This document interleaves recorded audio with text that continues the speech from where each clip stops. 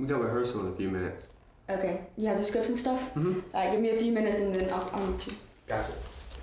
I tell people, people are like, so you really can't hear anything? And I'm like, no, nothing. Without hearing aids, it's like, there's nothing. I can't hear my heart beating. I can't hear myself breathing. When I talk, I only feel my throat moving. I know it's vibrating, but it's not, I don't know how loud or soft it is. I just know that it's moving. And so it's a weird sensation, but it is peaceful. I only hear the mid to low range pitches. And so if you maybe say had a bar graph and that bar graph was up to 100, like a normal human, my bar graph would be to about 76% on my left ear, which is 3/4 of the way up, essentially. And then my right ear would be almost all the way up, but not quite at 86%. And if you would put that graph as the bottom being low and the higher being high, that high part is missing. I don't hear that high part. And so say if you were playing a piano and you would touch every note on a piano, I wouldn't be able to hear the last 10 or so notes because those are out of the range that I can hear. I can hear all of these. And then it kind of starts to get faint right about here. I think this is something. And then there's nothing. I just hear the clack, clack, clack of the key. There's nothing. Might as well be dead keys to me. She was diagnosed with high-frequency hearing loss. It's sensory neural hearing loss. She was diagnosed at 3 years old. We did not get a diagnosis on her until her brother was born here in Baton Rouge. And then a pediatrician that we brought James to overheard Grace talking to me. I remember him asking, do y'all have a history of hearing loss in your family at all? I said, no, sir, we don't. He said, I'm a little concerned about her tone, the way she sounds. And then I told him, well, we are going through some testing with James right now. He said, I think it would be great if we could go ahead and get her in the booth today and do a quick little hearing test just to see. And as the audiologist was blasting sound through the speakers, Grace's voice never changed. And she was saying, Mom, is it time to go yet? Meanwhile, I'm doing like this because it's so loud and she couldn't hear it. Once we diagnosed her, we were really taken back, and so many of the puzzle pieces started coming together. So many of the, we'll call it Grace-isms, came together. For the longest time, she would ask my wife, she would say Bobby, right? She would call my wife Bobby instead of Mommy, just because she read lips, and she couldn't hear the M, the M sound. She would say, Mommy, why does Daddy tell you alligator food?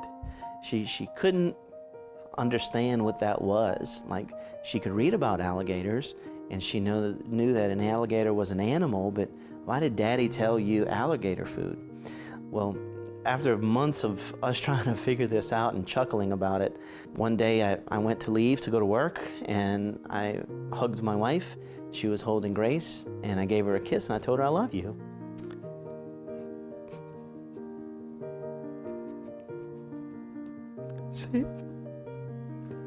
Same lip movement.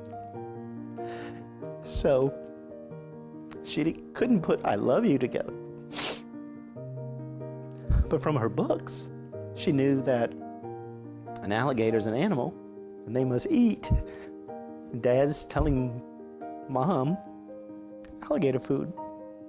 I didn't really look at it as a big deal at the time. My perspective was, people have so many problems and so many deficits. This is hearing. We're going to do what we need to do, give them all the tools to be successful, and that's kind of just the attitude we've always had from the very beginning. I have seen many children with other disabilities that I would think would be devastating, and still we see them continue on and continue to do their best, and I figured, based on that, there's no reason why my two children can't be successful as well. Failing my hearing test, like having to go in knowing I'm gonna fail it, ever since I used to hate it when I was little, because I was a perfectionist in school. I wanted like A's and stuff like that, and so knowing, like going into a hearing appointment or a speech therapy session, knowing that I was gonna fail before even walking into the door, you know? Because, I mean, nobody wants to fail. And nobody wants to be reminded if there's something that they can't do, you can't do it over and over and over again. This is the cochlear implant. Well, this isn't the implant, but this is the device that goes with the implant. So what happens whenever I hear with this is that this is basically a prosthetic ear in the way that sound goes through these little bitty microphones right here, and it goes through the coil into the magnet. And in my head, it's like right under my scalp, there's a magnet that's this shape, and it's a gel, like a clear gel. And it's got a little magnetic ball on the top of it, which is hence the magnet. And it has a string that goes from this into my cochlea in my ear, which is the little swirly part of your ear. And it sends pulses into those to make the hairs inside my cochlea move. Because what's wrong with mine is that, you know, in a normal person, the hairs in the cochlea, they move like this when sound happens, when you hear something. But when I was younger, when I had little hearing, they would just kind of just maybe move, maybe not, in some ranges. And so that cochlear implant makes it move and like kind of forces me to hear. It's frustrating sometimes because like I don't know if she has her hearing aids in most of the time. Like, hey, great, and I was like, hey, and all that crazy stuff. But it doesn't really matter. I think it's really cool for both of us to, like, we both have it, so it just makes us kind of grow our relationship again, because we're probably only 2 deaf kids in our school, so we're like, oh, we can kind of form a bond and make that bond bigger. Well, eventually we ended up at a performing arts theater school where it was musical theater productions and dance numbers with tap, jazz, ballet, hip hop, you name it. A very comprehensive program, and she absolutely loved it. I can't imagine the challenges presented there. One, learning in the studio where the instructor is not even facing towards you. You have to listen with the instructor facing the mirror. I'm sure that has to be pretty hard to learn the dances, but then also hearing the music when performing. When sound comes through speakers, it's usually really hard for her to catch what's going on or to really clearly hear what's coming through the speakers. The first time I realized that, like, oh, this may be something that holds me back was when it's something that people may not be so keen to accept, was when I was in a musical theater, I was in class, and someone had come in, and one of my hearing aids had gone out. It was late at night, and I was about 9 years old. We were tap dancing, and tap dancing music is usually show tunes, and there are no bass sounds, and so I was really going off of my instructor's hand motions, her lips, and what everybody else was doing. And the person who had come in was kind of not impressed, and she was saying like, oh, y'all aren't even with the music. And I said, well, in my defense, it makes sense that I'm not with the music because my hearing aids weren't even on. But she was like, oh, well, you should be able to feel it. And I was like, wow. I was angry at that. Like, it was kind of the first, like, whoa. And it hit me hard as a kid. You've kind of been sheltered when you're young. You don't want people to hurt you, your parents don't want people to hurt you, and so they kind of keep it from you, but in that moment it was just there, all thrown at me. And I kept it in, until I went home, but when I got home, I was just so angry that somebody could think like that, even though they knew me. They know how I work. I realized people really don't know what it's like to live like I live. I'd say her toughest moment that she was able to verbalize to us was her moment of being able to identify with someone or something. And we were talking about how people see her. And this is the first time I'd ever heard her talk about what others perceive her to be.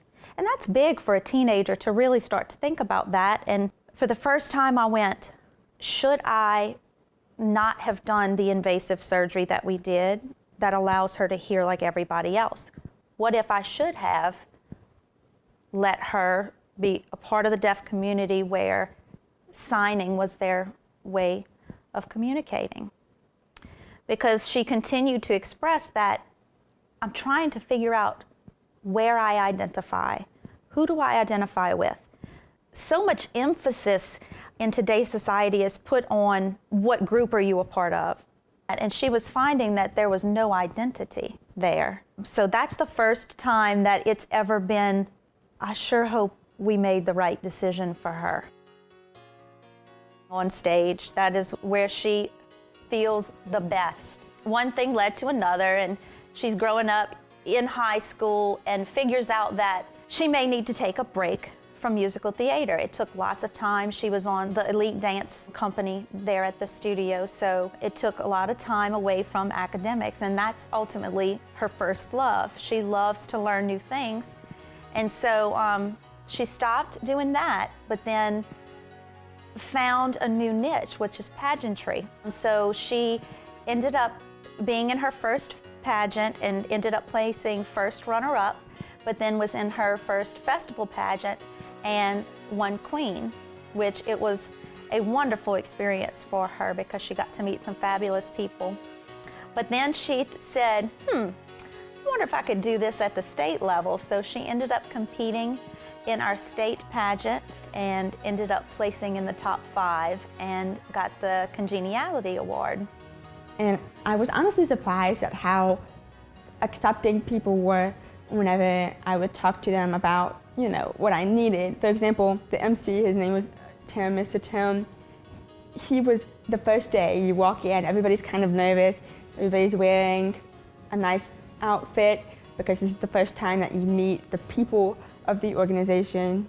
And I told Mr. Tim, I said, you know, I'm hearing impaired, so whenever you're on stage, I'm not going to be able to hear you. So if you need me to do anything, just look at me, possibly, and do a gesture, or we can make a little handshake, we can do something. When I was competing, he would make sure that I knew where I was going to go. Whenever he announced my name for, you know, top 10, top 5, he would look at me, and that was just awesome, because I kind of knew. It was kind of like knowing before everybody else knew. That brief moment, he would look at me and I'd be like, oh my gosh, I just made top 10, what? Diversity is what makes her tick. She thinks that because we're all different, that's what makes life happen. And that's what she loves. Now, she is a part of the Very Special Miss Louisiana pageant, where she serves as ambassador.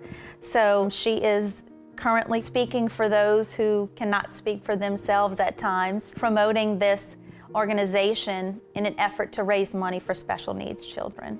Grace, they picked a perfect name for her. That's all I can say is her mom really and dad picked a wonderful name for her, Grace. She has such grace and poise. She is intelligent. She's sweet. Not only is she beautiful on the outside, her inner body is just beautiful. She speaks with such intelligence. She makes you feel like you're important, and everybody wants her to be important because of the disability that she has. And to look at her, you'd never know she had a disability. I just believe that her mom and dad made her strive to be everything she could be. And that's what parents seem to do with children with disabilities. They want them to be more, they make them try even harder. They want their children to try and strive even harder than what they would if they didn't have a disability. And Grace she has proven everybody wrong, that being deaf is not going to hold her back. And when I first got the title, I was actually kind of distraught because it's a special needs pageant, and I love working with people with special needs and working for their advancement. But at the same time, I kind of had an existential crisis. You know, I was like, well, my problem was that I didn't want people, when they first saw me, to say, oh, she's got something weird about it. And that was kind of the first time that I really struggled with it, because with pageants, I was exposed to many different kinds of people that I wasn't normally exposed to. And so it really had me thinking. But then as I thought more, it became something that this opportunity would be to change that first impression of, oh, she's got something different about her because she's wearing a sash that says Very Special Miss, it's a special needs pageant. My role is to help change that perception that isn't necessarily accurate. I want to show people that a disability doesn't mean that there's an inability to love or to connect on that deep level that everybody else connects on. People think with a disability or just a difference, I guess, it sets you apart. It gives you an incapacity to feel, almost. It's like, I don't know, you kind of see it in people's faces whenever you introduce yourself and they hear you sound different or they see that you have hearing aids on. It's a wall that's put up, and I kind of want to break down that wall, or maybe not have a wall in the first place.